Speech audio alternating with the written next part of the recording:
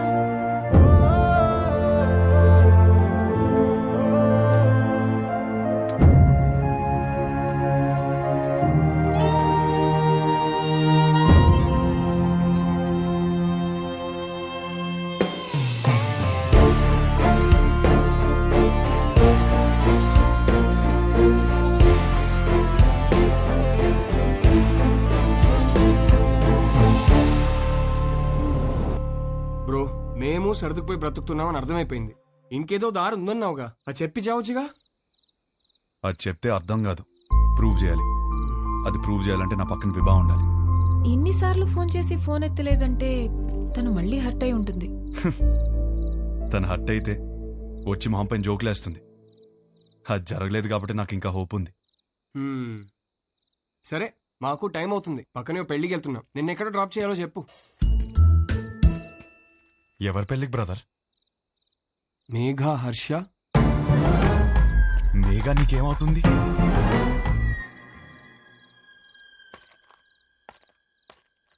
నా cousin brother నువ్వు. నేను హర్ష బ్రదర్.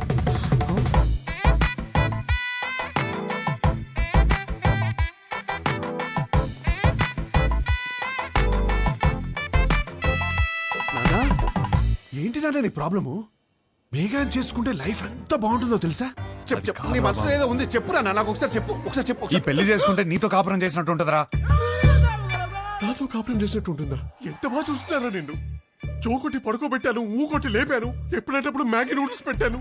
ఇంకా ఆపరా. For the first time I think I need a shoulder రా. For the first not the shoulder I want, but రేయ్, when nothing is available, go for the reachable. కమ్మా.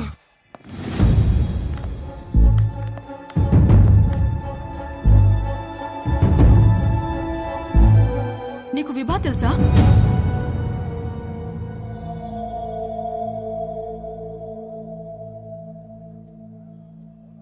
అరే, తెలియకపోవడం ఏంటి? ఎంత పెద్ద స్టాండప్ కమెడియన్. పెళ్లికి సంగీత్లని చాలా boring. This time it's stand up time. Come on, get ready. ఏంటి బావ ఇది? ఆపేలు రావడం ఏంటి? షో చేయడానికి వచ్చింది, నవ్వించి వెళ్ళిపోతుంది. నవ్వించకపోయినా పర్వాలేదు, నవ్వుల పాలు చేయకపోతే చాలు. హర్ష, విభా బాగా హర్ట్ అయి ఉంటుంది. ఇప్పుడు ఎలాంటి జోక్స్ వేస్తుందో ఏంటో. ఆ జోకులు నీ మీద మాత్రం వేయకూడదని కోరుకుంటున్నా.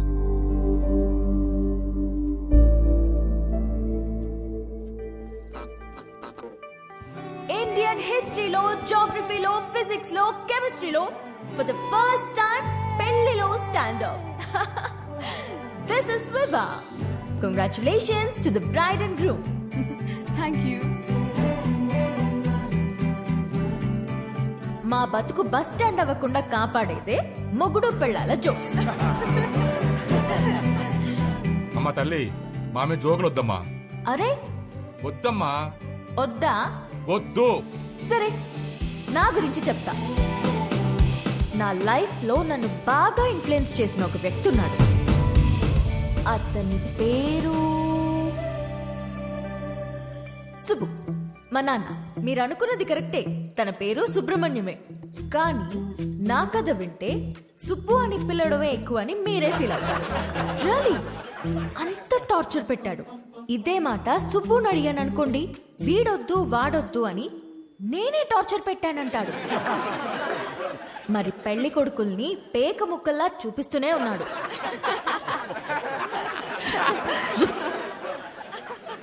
నేనేమో కింగ్ని ఎక్స్పెక్ట్ చేస్తుంటే 13 కార్డులో జోకర్లే, 13 జోకర్లనే చూపిస్తుంటే నేనేం చేస్తాను? కేంద్రా నేను జాలి. అప్పుడొచ్చాడు నా రాజకుమారుడు.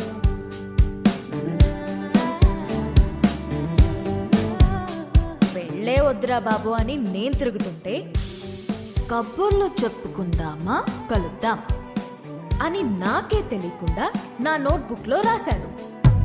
సుబ్బు పంపిన జోకర్ అయి ఉంటాడులే అనుకుని లోలా బైక్ ఎక్కా. వాడు చెప్పాడు కబుర్లు. రోజంతా టైమే తెలియలేదు. దిగాక తెలిసింది వాడు లోలా వాడు కాదు, ఆ బుక్ లో రాసిన అవులాగాడు. సుబ్బు పంపిన వాడికి అంత బుర్ర ఉండదే అనుకుని దమ్ముంటే కలువన్నాను. వాడి సంగతి తేల్చేద్దామని రమ్మన్నా. పెళ్లి విషయంలో నాకున్న భయం పోవాలంటే యూ నీడ్ అ హోప్ అని నా కోసం పింక్ బలూన్ పెట్టాడు. హోప్ అంటే ఎంత బలంగా ఉండాలి. బలూన్ ఇచ్చాడు. అది ఆలోచించుకుంటూ సిటీ మొత్తం తిరిగాను. అప్పుడు తగిలాడు ఒకడు. చుట్టూ పొదలు, మనుషులు లేరు. వెన్నులో వణుకు మొదలైంది. ఏం కావాలరా అని అడిగితే ఒక్క ఛాన్స్ ఇమ్మన్నాడు. ఎలాగో ఎస్కేప్ అయ్యి ఇంటికొచ్చాను గాని వణుకు మాత్రం తగ్గలేదు. ఎవరితోనైనా మాట్లాడితే భయం పోతుందని కాంటాక్ట్ లిస్ట్ మొత్తం వెతికాను. ఎవరికే చేయాలనిపించలేదు. సుబ్బుకి చేద్దామంటే అక్కడికి ఎందుకు వెళ్ళావు, అక్కడేం పని నీకు అని మొదలెడతాడు. నా సిచ్యువేషన్ని అర్థం చేసుకోడు. సడన్ గా ఒంటరిగా ఉన్నానని అనిపించింది. కాంటాక్ట్ లిస్ట్ లో ఎన్ని వందల పేర్లు ఉన్నాయని కాదు, అవసరమైనప్పుడు మన ఎమోషన్స్ ని షేర్ చేసుకోవడానికి మనకంటూ ఒకడు ఉండాలి. అందుకే పెళ్లి చేస్తారేమో. అప్పుడొచ్చింది మెసేజ్ వాడి దగ్గర నుండి, calm down, you're not alone అని. ఆ ఒక్క మాట నాకు ధైర్యాన్ని ఇచ్చింది.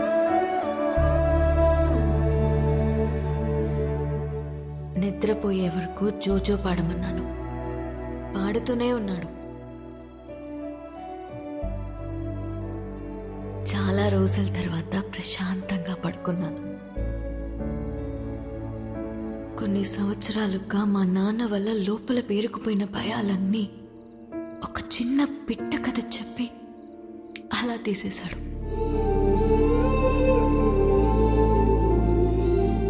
కనిపించకుండానే ఒక కాపురం చూపించాడు. కలుద్దామనుకున్నా. మా నాన్నకి హీ ఈజ్ ద వన్ అని చూపించాలని వెయిట్ చేశాను. అంతలోనే మా నాన్న షాక్ ఇచ్చాడు. వాడికి పెళ్ళి అని.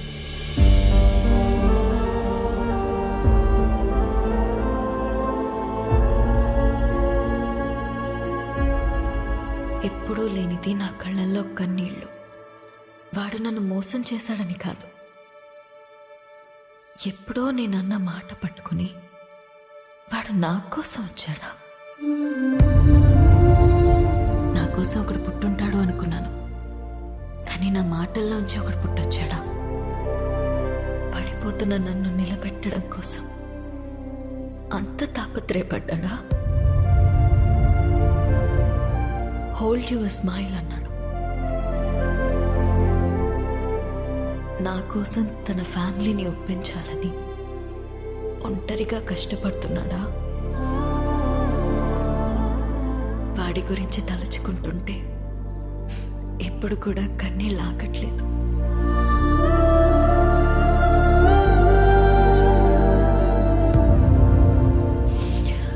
ఇప్పటికిప్పుడు వాడిని హక్ చేసుకోవాలనుంది, కానీ వాడి హక్ నాకు ఈ లైఫ్లో దొరుకుతుందో లేదో తెలియడం లేదు.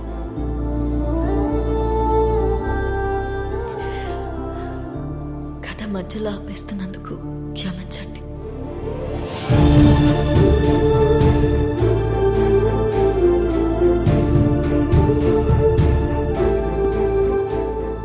ఆగు.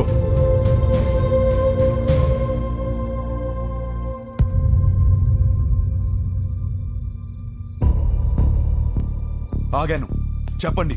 వెళ్ళి పెళ్లి చేసుకుంటావో ఏం చేసుకుంటావో నీ ఇష్టం. ఎలాగైనా బతుకు. ఇక నీకు మాకు ఏ సంబంధం లేదు. కానీ వెళ్లే ముందు అమ్మాయికి సారీ చెప్పేసి వెళ్ళు.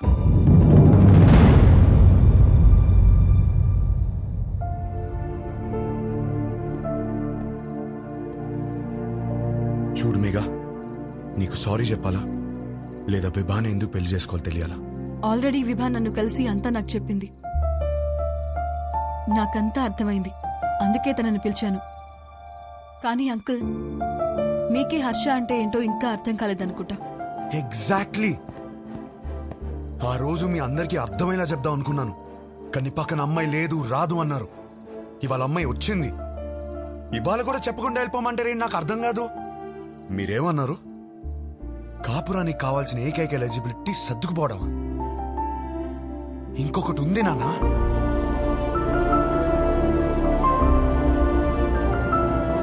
విభా మాటల్లో కనిపించిందే రొమాన్స్. అది అస్సలైన ఎలిజిబిలిటీ. విభాన్ కలిసి మొదటి రోజే అడిగేసింది, what you expect from my married life అని. నేనేదోలా ఏదేదో అనేసాను, లవ్ అని కూడా అన్నాను. కానీ ఆ తర్వాత తెలిసింది, లవ్ కన్నా గొప్పది రొమాన్స్ అని. నా లైఫ్ అంతా రొమాన్స్ తో నిండిపోవాలి. అంటే ఏంట్రా, మీ అంతా రొమాన్స్లు చేయకుండా కాపురాలు చేస్తున్నావా, పిల్లలు కనేస్తున్నావా? మామయ్య, మీకు ఎలా చెప్పాలి? మీకు ప్రేమ అంటే అర్థమవుతుంది. రొమాన్స్ అనగానే ఏదో బూతులా మాట్లాడతారని నాకు అర్థం కాదు. రొమాన్స్ అంటే గదిలోకి వెళ్ళి తలుపులేసేసి 10 నిమిషాలు ముగించే పని కాదు. రొమాన్స్ అంటే ప్రేమని చూపించడం. ప్రతి ఒక్కళ్ళు ప్రేమిస్తున్నానని చెప్పేవాళ్లే, కానీ ఎంతమంది ఆ ప్రేమని చూపిస్తున్నారు? ఎరా, ఎవరు చూపించట్లేదని ఎట్లా అంటావు? మేము చూపిస్తున్నాం ఇక్కడ. ఏంటి సార్, ఏంటి సార్, ఏంటి సార్, ఎలా చూపించారు? గిఫ్ట్ తెచ్చి తీసుకో అని టేబుల్ మీద పడేశారు, అలానా? కాస్ట్లీ గిఫ్ట్ ఇచ్చారని మీరు పొంగిపోవడం కాదు సార్. దగ్గరికి వెళ్ళి ఆవిడ పొంగిపోయేలా ఇవ్వటంలో ఉంది ప్రేమని చూపించటం. అప్పుడు 10 రూపాయలు గిఫ్ట్ ఇచ్చినా సరిపోతుంది. పెద్దవాళ్ళతో ఏంట్రా ఆ మాటలు? మాకు ఆ మాత్రం తెలీదా? మొగుడు పక్కనున్నంతసేపు కోట్లు సంపాదించు, లగ్జరీ కావాలంటారు. సంపాదించడానికి వెళ్తే నువ్వు పక్కన లేవంటారు. కాస్త ప్రేమని చూపించడం తెలిస్తే రెండిట్లో ఏదో లగ్జరీ అని తెలుస్తుంది కదా. లేదా అన్ని ఒకరి దగ్గర దొరకవని స్టేట్మెంట్లు ఇస్తారు. ఒకరి దగ్గర దొరకపోతే ఇంకెక్కడ దొరకదు సార్. ఇద్దరు సంతోషంగా ఉండాలని పెళ్లి చేసుకుని ఒకరినొకరు బాధ పెట్టుకుంటున్నారు. ఆ బాధని ఎలా తీర్చాలని నేర్పించకుండా సర్దుకుపో అంటుంటే ఎలాగో బ్రతికి చావు అన్నట్టుంది నాకు. నాకు అలా పక్క పక్కనే బ్రతకాలని లేదు నాన్న. నాకు నా వైఫ్తో చాలా అంటే చాలా దగ్గరగా బ్రతకాలనుంది. అలా బ్రతకాలని తెలిసిన అమ్మాయి విభా. కాపురం పాత పడకుండా ఫ్రెష్ గా ఉండాలంటే ఒక గ్రేట్ రొమాన్స్ కావాలని తెలిసిన అమ్మాయి విభా. తన బాడీ తనది మాత్రమే కాదు, వచ్చేవాడిది కూడా అని హెల్దీగా అందంగా ఉంచడంలో ఎంత రొమాన్స్ ఉంది. మొగుడు పక్కనే ఉన్నప్పుడు కబుర్లు పుడుతూనే ఉండాలని ఒక అమ్మాయి కోరుకోవడంలో ఎంత రొమాన్స్ ఉంది. నాకు సన్సెట్ ఇష్టం, ఎందుకంటే నా లైఫ్ పార్ట్నర్ ఇంట్లో వెయిట్ చేస్తుందని ఆశ రేజ్ చేస్తుంది కాబట్టి. ఇలా ఆలోచించడం డర్టీ అయితే కొంచెం డర్టీ మైండ్ ఉండాలి నాన్న. నువ్వేమన్నావు మావయ్య? పెళ్లి చేసుకోవడానికా ఉంచుకోవడానికా? ఉంచుకోవడానికే, దగ్గరగా ఉంచుకోవడానికి. ఇవన్నీ తెలియకే కోర్టులో తలదించుకున్నాను. ఇప్పుడు తలెత్తి చెప్తున్నాను, నా కాపురం బాగుంటుంది. నాకు విభానిచ్చి పెళ్లి చేయండి.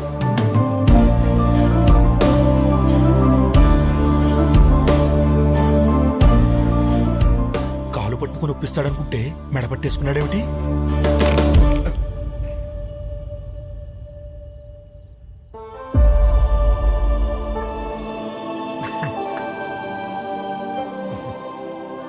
రే, అమ్మాయి బాధపడుతూ ఉంటుంది, వెళ్ళి కబుర్లు చెప్పు, కౌగిలించుకో.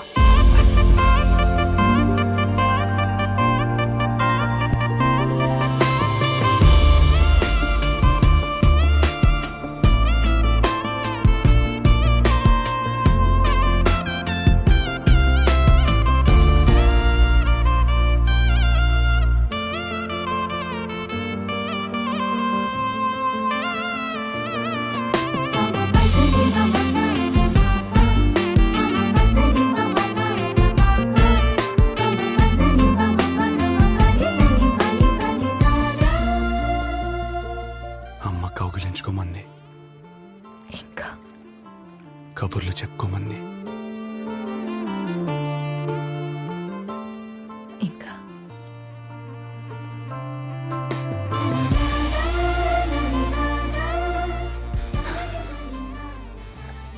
నీతో కనీసం 25,000 మీల్స్ కలిసి తినాలి.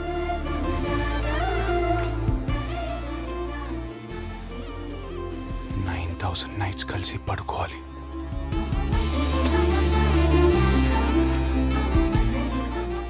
కొన్ని వందల వెకేషన్కి వెళ్ళాలి. అన్నిటికీ మించి కొన్ని లక్షల కబుర్లు చెప్పుకోవాలి.